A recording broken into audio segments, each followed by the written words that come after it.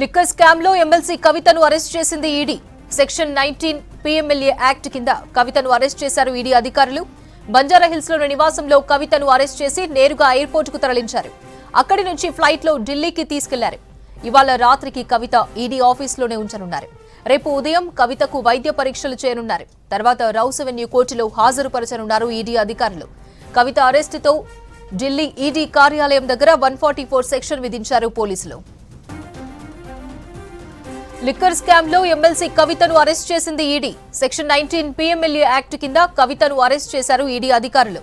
బంజారాహిల్స్ లోని నివాసంలో కవితను అరెస్ట్ చేసి నేరుగా ఎయిర్పోర్ట్ కు తరలించారు. అక్కడి నుంచి ఫ్లైట్ లో ఢిల్లీకి తీసుకెళ్లారు. ఇవాళ రాత్రికి కవిత ఈడీ ఆఫీసులోనే ఉంచనున్నారు. రేపు ఉదయం కవితకు వైద్య పరీక్షలు చేయనున్నారు. తర్వాత రౌస్ అవెన్యూ కోర్టులో హాజరుపరచనున్నారు ఈడీ అధికారులు. కవిత అరెస్టుతో ఢిల్లీ ఈడీ కార్యాలయం దగ్గర 144 సెక్షన్ విధించారు పోలీసులు. కాసేపట్లో ఢిల్లీ ఈడీ ఆఫీస్ కు కవితను తరలించనున్నారు అధికారులు. మరిన్ని డీటెయిల్స్ మదార్ లైవ్ లో అందిస్తారు. మదార్, ప్రస్తుతం ఈడీ ఆఫీస్ దగ్గర సిచ్యువేషన్ ఏంటి? అపర్ణ, మరొక గంట సేపట్లో కవిత ప్రయాణిస్తున్నటువంటి విమానం ఢిల్లీలో ల్యాండ్ అవుతుంది. అక్కడి నుంచి నేరుగా ఇక్కడ ఈడీ ప్రధాన కార్యాలయానికి తీసుకొస్తారు. ప్రస్తుతం విజువల్స్ లో కూడా చూడొచ్చు మనం. మొత్తంగా బ్యారిగేట్లను ఏర్పాటు చేశారు. దాంతోపాటు పోలీసులను కూడా మోహరించారు. ఈడీ ప్రధాన కార్యాలయానికి చేరుకునేటువంటి రూట్స్ ఏవైతే ఉన్నాయో, మెయిన్ గా వచ్చేటువంటి రూట్స్ మినహా మిగతా అన్ని రూట్స్ కు సంబంధించి కూడా బ్యారిగేట్లను ఏర్పాటు చేశారు. 144 సెక్షన్ కు సంబంధించిన ఫ్లెక్సీలను ఇక్కడ కట్టారు. లైవ్ విజువల్స్ లో మనం చూడొచ్చు. ఎందుకంటే రేపు కవితను ఇక్కడ తీసుకొచ్చిన తర్వాత, అంటే ఈ రోజు రాత్రి తీసుకొచ్చినప్పటికీ రేపు ఉదయం తర్వాత బీఆర్ఎస్ పార్టీకి సంబంధించిన కార్యకర్తలు కావచ్చు, లేకపోతే నాయకులు, వారందరూ కూడా ఇక్కడికి వచ్చేటువంటి అవకాశం ఉంది. కాబట్టి ముందస్తుగానే పోలీసులు సెక్యూరిటీ వైజ్ గా తీసుకోవాల్సినటువంటి ఏర్పాట్లను అయితే తీసుకున్నారు. దానిలో భాగంగానే ఈ బ్యారిగేట్లు, పోలీసులకు సంబంధించినటువంటి భద్రతకు సంబంధించి ఢిల్లీ పోలీసులు ప్రత్యేకంగా ఏర్పాట్లు చేశారు. కొన్ని రోప్స్ ను కూడా ఇక్కడ ముందస్తుగానే సిద్ధం చేసి ఉంచారు. ఎలాంటి అవాంఛనీయ సంఘటనలు, ముఖ్యంగా కవితను కోర్టుకు తీసుకెళ్లేటువంటి సమయంలో కావచ్చు, మిగతా సమయంలో కూడా ఎలాంటి ఇబ్బందులు తలెత్తకుండా వాటికి సంబంధించినటువంటి భద్రత పరంగా తీసుకోవాల్సినటువంటి ఏర్పాట్లను అయితే సిద్ధం చేశారు.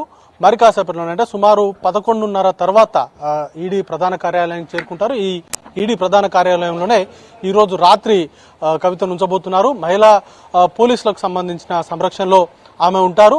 తర్వాత రేపు ఉదయం కీలకంగా వైద్య పరీక్షలకు సంబంధించి ఆర్ఎంఎల్ కు తీసుకెళ్లి వైద్య పరీక్షలు నిర్వహిస్తారా, లేకపోతే ఇక్కడికే వైద్యుల బృందాన్ని తీసుకొచ్చి ఆమెకు వైద్య పరీక్షలు నిర్వహిస్తారా అనే దానిపైన క్లారిటీ అనేది కూడా రావాల్సి ఉంది. ఇక రేపు మధ్యాహ్నం తర్వాత కవితను ప్రత్యేకంగా రౌస్ అవెన్యూ కోర్టు ముందు హాజరుపరచబోతున్నారు. ఎందుకంటే మొదటి నుండి కూడా ఈ కేసుకు సంబంధించిన విచారణ అంతా కూడా రౌస్ అవెన్యూ కోర్టులోనే జరుగుతుంది. సిబిఐ ప్రత్యేక న్యాయస్థానం ముందే దీనికి సంబంధించిన విచారణ అంతా కూడా సాగుతా ఉంది.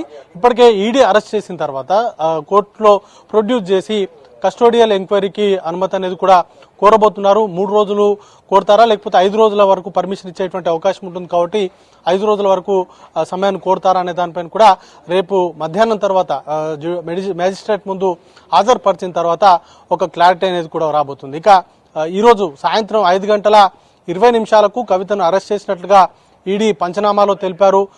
సెక్షన్ల విషయంలో కావచ్చు, లేకపోతే వారికి ఎందుకు అరెస్ట్ చేస్తున్నారనే దానిపైన కూడా ఒక 14 పేజీలకు సంబంధించిన పూర్తి స్థాయిలో డాక్యుమెంటేషన్ కూడా వారికి అందించారు. దాని ప్రకారం ఆమెను అరెస్ట్ చేసి ఢిల్లీకి అయితే తీసుకొస్తున్నారు. ముఖ్యంగా ఢిల్లీ లిక్కర్ స్కామ్ కు సంబంధించి ఇప్పటికే ప్రధానంగా సిబిఐ కావచ్చు, ఈడీ కావచ్చు 2,800 కోట్ల పైచీలకు అవినీతి జరిగింది. ఈ పాలసీని రూపకల్పన చేసి సౌత్ గ్రూప్ కు సంబంధించి, సౌత్ గ్రూప్ లో కీలకంగా ఉన్నటువంటి వ్యక్తులకు లబ్ధి చేకూర్చేలాగా ఈ పాలసీని రూపకల్పన చేశారు. దానిలో భాగంగా సౌత్ గ్రూప్ కు సంబంధించిన వ్యక్తులు ఆమ్ ఆద్మీ పార్టీలో కీలకంగా ఉన్నటువంటి ఢిల్లీ ఉప ముఖ్యమంత్రి మనీష్ సిసోడియా, అలాగే అరవింద్ కేజ్రీవాల్ తో పాటు మరికొంతమందికి ఎన్నికలకు సందర్భంగా, ముఖ్యంగా గోవా, ఆ సమయంలో గోవాకు సంబంధించిన ఎన్నికలు కూడా జరిగాయి. వాటి కోసం ఒక 100 కోట్ల పైచీలకు రూపాయలు కిక్ బ్యాక్స్ అనేది కూడా చేతులు మారాయి. హవాలా రూపంలో డబ్బులు అనేది కూడా చేతులు మారాయి అనేటువంటి ఆరోపణలు ఉన్నాయి. గతంలో మనీష్ సిసోడియాకు సంబంధించిన బెయిల్ పిటిషన్ విచారణ సందర్భంగా సుప్రీంకోర్టులో ఈడీ ఈ మేరకు 178 కోట్ల రూపాయలు చేతులు మారినట్లుగా ప్రాథమిక సాక్ష్యాలు ఉన్నట్టుగా కూడా సుప్రీంకోర్టు ముందుంచింది. దానిలో భాగంగానే ఈ కేసును సాధ్యమైనంత త్వరగా విచారణ పూర్తి చేయాలంటూ కూడా సుప్రీంకోర్టు మార్గదర్శకాలు ఉన్నాయి. ఆ మేరకు ఇప్పటికే ఢిల్లీ ముఖ్యమంత్రి అరవింద్ కేజ్రీవాల్కు అలాగే ఎమ్మెల్సీ కవితకు పలుమార్లు ఈడీ నోటీసులు ఇచ్చినప్పటికీ కూడా వారు విచారణకు రాలేదు. వివిధ కారణాలు చూపెడుతూ ఇద్దరు కూడా విచారణకు హాజరు కాలేదు. కవితనేమో సుప్రీంకోర్టులో తను దాఖలు చేసినటువంటి పిటిషన్, ముఖ్యంగా సిఆర్పిసి 160 కింద విచారణ జరిపేటువంటి సందర్భంలో తీసుకోవాల్సినటువంటి జాగ్రత్తలు తీసుకోవట్లేదు. మహిళల్ని ఈడీ విచారణకు సంబంధించి వారి ఇండ్లలోనే విచారణ జరిపించాలి అనేటువంటి అంశాలను లేవనెత్తుతూ సుప్రీంకోర్టులో పిటిషన్ అనేది కూడా దాఖలు చేశారు. ఆ పిటిషన్ విచారణ అనేది కూడా ఇప్పటికే 2-3 సార్లు వాయిదా పడుతూ వచ్చింది. సుప్రీంకోర్టులో ఈ కేసు పిటిషన్ విచారణలో ఉన్న నేపథ్యంలో తను విచారణకు హాజరు కాలేను, ఈడీ విచారణకు సంబంధించి తను హాజరు కాలేనంటూ కూడా గతంలో ఆమె లేఖలు రాస్తూ వచ్చింది. గతంలో లాస్ట్ టైం సిబిఐ కూడా విచారణకు రావాల్సిందిగా 141A కింద సిఆర్పిసి 41A కింద ఆమెకు నోటీసులు ఇచ్చినటువంటి సందర్భంలో కూడా ఆమె ఎన్నికలు ఉన్నాయి కాబట్టి తను ఒక 6 వారాల పాటు బిజీగా ఉంటాను, ఆ తర్వాత వారి వర్చువల్గా సమాధానం చెప్తానంటూ కూడా సమాధానం ఇచ్చింది. అయితే ఈ నేపథ్యంలోనే కోర్టుకు సంబంధించిన మార్గదర్శకాలు ఉన్నాయి.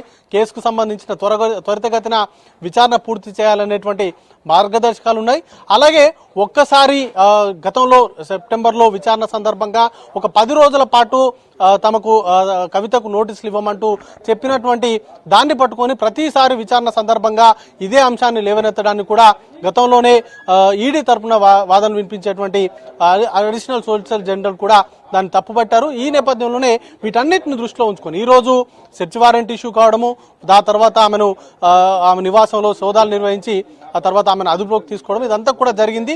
అయితే ఈ కేసుకు సంబంధించి గతంలో అరెస్ట్ అయినటువంటి సిబిఐ కావచ్చు, ఈడీ కావచ్చు, చాలా మందిని అరెస్ట్ చేసింది.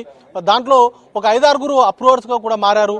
వారిచ్చినటువంటి సమాచారం కావచ్చు, అలాగే ఇంతకాలం పాటు మనీష్ సిసోడియా జైల్లోనే ఉన్నారు, దీనికి సంబంధించిన కస్టడీలో ఉన్నారు, సంజయ్ సింగ్ కూడా కస్టడీలోనే ఉన్నారు. వీరందరూ ఇచ్చినటువంటి సమాచారం మేరకు ఒక కీలకమైనటువంటి ఆధారాలు లభించడంతో కవితను అదుపులోకి తీసుకున్నట్టుగా తెలుస్తోంది. కాబట్టి రేపు రౌజ్ అవెన్యూ కోర్టు ముందు కవితను ప్రవేశపెట్టిన తర్వాత కస్టోడియల్ ఎంక్వైరీ కోసం విచారణకు కూడా కోరుతారు. కాబట్టి ఇప్పటి వరకు సేకరించినటువంటి ఆధారాలు అలాగే అప్రూవర్స్గా మారినటువంటి వారు ఇచ్చినటువంటి స్టేట్మెంట్లు వీటన్నిటిపైన కూడా క్రాస్ క్వశ్చన్ అనేది కూడా చేసేటువంటి అవకాశం ఉంటుంది.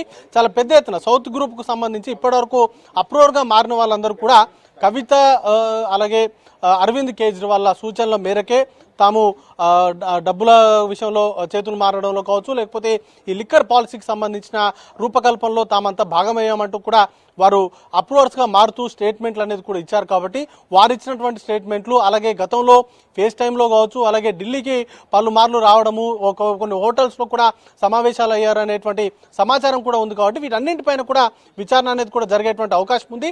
రేపు మధ్యాహ్నం తర్వాత కవితకు సంబంధించి రిమాండ్కి సంబంధించి ఎన్ని రోజులు రాబోతుంది అనే దానిపైన ఒక క్లారిటీ అయితే రాబోతోంది. Aparna. Right, thank you Madar.